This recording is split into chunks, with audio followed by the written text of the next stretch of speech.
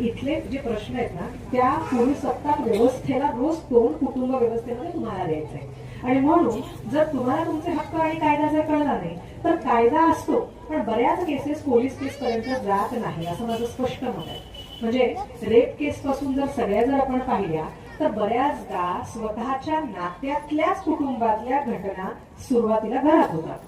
मात्र आम्ही बायका सुद्धा इतक्या हुशार असतो ना की आम्ही आमच्या लेकरं जेव्हा आम्हाला सांगतात तेव्हा आधी म्हणतो तू शांत बसा, मला सांगितलंय कोणाला सांगू नकोस असं म्हणून आम्ही पहिल्यांदा लेकराचं शारीरिक शोषण, मानसिक शोषण, लैंगिक शोषण जे घरात व्हायला लागतं ना त्याला आम्ही कुठंतरी खतपाणी घालतो आणि जो करतो त्याचा कॉन्फिडन्स वाटतो की मी एका घरात असं जरी केलं तरी कोणी मला कुटुंब काही बोललं नाही, काही नाही बोलली, मग त्याचा कॉन्फिडन्स वाढतो, मग तो जरा शेजारी, मग तो त्याच्या विभागात आणि असं करत कधी तो देशाच्या आणि समाजाच्या दृष्टीनं बलात्कारी म्हणून त्याची कधी घटना मोठी उघडकीस येते आणि मग ती गँगरेप सारखी होते.